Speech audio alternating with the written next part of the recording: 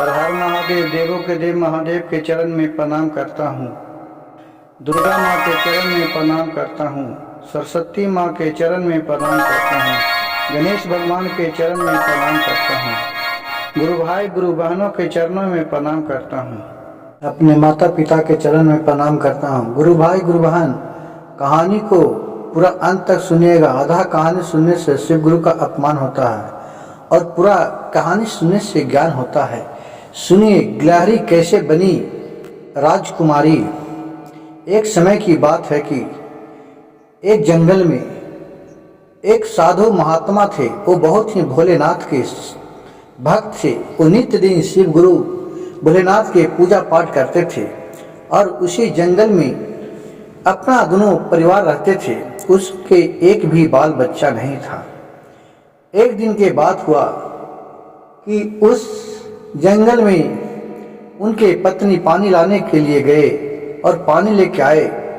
उनके एक भी बच्चा नहीं रहने के कारण वो बहुत ही दुखी रहते थे। लेकिन क्या करे, वो अपने पति और पत्नी बतिया रहे थे कि भोलेनाथ एक मेरे भी बच्चे दे देता तो अपने टाइम पास उन्हीं के साथ करते रहते। कुछ दिन बीतने के बाद एक दिन के बात हुआ कि एक गिलहरी बाबा जब पूजा कर रहे थे तो उनके गोद में बैठे, ऊपर से गिर पड़े। जब बाबा साधने में थे तो उनको साधना टूटा तो देख रहे कि गिलहरी एक मेरे गोद में गिर गया है। वो बेचारी बहुत ही खून से लहूलुहान है। वो बाबा उठ के गए और वो गिलहरी को अपने हाथों से धोए पोछे और उसको मलहम पट्टी किए। और मन में मन उनको ख्याल आया कि मेरा तो भी एक बाल बच्चा नहीं है। बाल बच्चा क्या होता है जिसके बारे में थोड़ा समझने के लिए क्यों न मैं इतना अपना शक्ति भोलेनाथ के भजन करता हूँ। मैं इसको अपने तपोबल द्वारा राजकन्या बना देता हूँ। वो सोच के वो गिलहरी को अपनी तपोबल से एक लड़की बना दिए और बना के वो अपने पत्नी को बाबा दिए। बोले कि लो, इस कन्या को तुम इतना इस पर ममता लुटाना अपने माँ के जैसा कि जिसका कोई कहना ही नहीं रहे। बाबा के बात सुनकर उनके पत्नी भी कहे कि ठीक है जी, हम लोग के तो एक बाल बच्चे भी नहीं है, कम से कम ये बच्ची आई, मैं इनको बहुत ही अपने बेटे बेटी की तरह मानेंगी। और साधु बाबा और उसकी पत्नी दोनों इतना उन पे प्यार लुटाने लगे कि कुछ समय बीतने के बाद वो भूल ही गए कि इसको मैं गिलहरी से राजकुमारी बनाया हूँ। और धीरे धीरे उनको पढ़ाए लिखाए, अपना साधना भक्ति भोलेनाथ के भजन करना सिखाए, खाना बनाना सब कला सिखाए, सब कला में परिपूर्ण कर दिए। अब जो गिलहरी जो राजकुमारी थी वो धीरे धीरे सियान हो गई, शादी करने लायक हो गई। अब पति और पत्नी भोले, वो दो साधु बाबा और उनके पत्नी सोचे कि अब बच्ची सियान हो गया है, क्यों नहीं इसको शादी ब्याह कर दिया जाए, क्योंकि अब ये शादी करने लायक हो गया है तो शादी ठीक रहेगा। दोनों अपने परिवार में बात किए तो कहे हाँ जी ठीक ही तो कह रहे हैं। तब कहेंगे ठीक है, अब कौन वर खोजूं इनके लिए। तो बाबा अपने तपोबल से सूर्यदेव को आवाहन किए। सूर्यदेव आए, बोले कि मेरे बच्ची से शादी तुम करेंगे, मैं इसीलिए आपका आवाहन किए।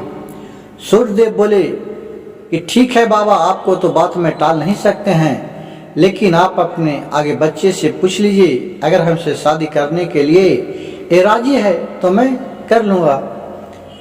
वो अपने बच्ची से पूछी कि क्या तुम शादी करेगी इससे, सूर्यदेव से।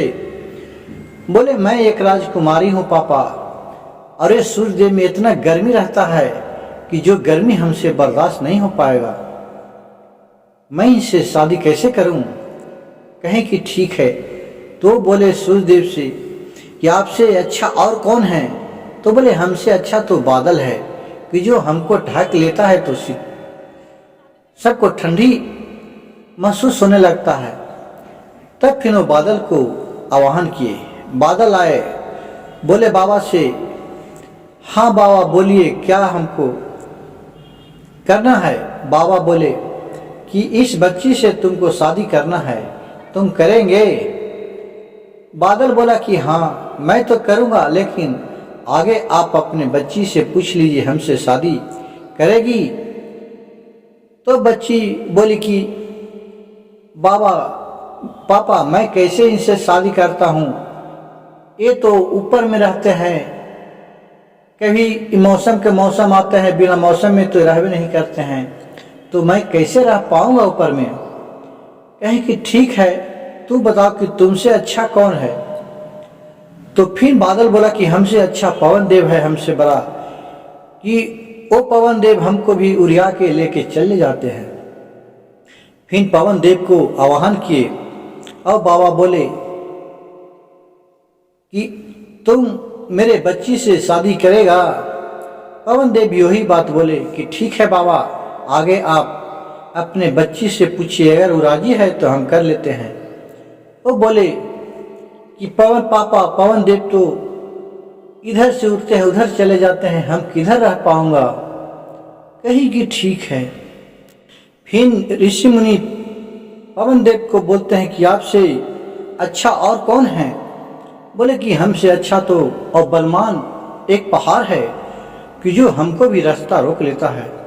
फिर बाबा पहाड़ को आवाहन किए, पहाड़ प्रकट हुए और ऋषि मुनि को दंडवत प्रणाम किए। बोले कि बाबा हमें क्यों आप याद किए? पहाड़ बोले, बाबा बोले कि मेरी एक बच्ची है जिससे तुमको शादी करना है, क्या तुम करोगे? पहाड़ बोले कि अगर आपको बच्ची राजी है तो मैं करूँगा, आगे पूछ लीजिए उनसे क्या बोलती है। फिर बच्ची बोलती है कि पिताजी ये तो पहाड़ है, इसके पास मैं कैसे शादी करूँगा? ये तो एक जगह पड़ा रहता है, न हिलता है न डोलता है, ये भी मेरे लायक नहीं है। तो फिर पर्वत से पूछते हैं कि बोलो तुमसे सर्वश्रेष्ठ कौन है? पर्वत बोलते हैं कि बाबा हमसे सर्वश्रेष्ठ तो चूहे और गिलहरी होते हैं कि जो मेरे अंदर भी बिल बना देते हैं और मेरे ऊपर उछल कूद करते रहते हैं। फिर चूहे और गिलहरी का आवाहन किए, चूहे और गिलहरी आए। चूहे से बोले गिलहरी से कि क्या तुम मेरे बच्ची से शादी करेगी? तो बोले कि आप अपने बच्ची से पूछिए। फिर अपने बेटी से पूछे, बाबा तुम क्या इस चूहे गिलहरी में किसको पसंद करती है?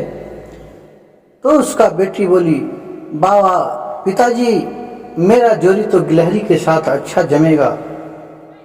तब भोले उन बाबा को ध्यान टूटा और ज्ञान आया कि हाँ इसको तो मैं गिलहरी से ही इसको अपनी शक्ति से राजकन्या बनाई थी, ये तो गिलहरी है।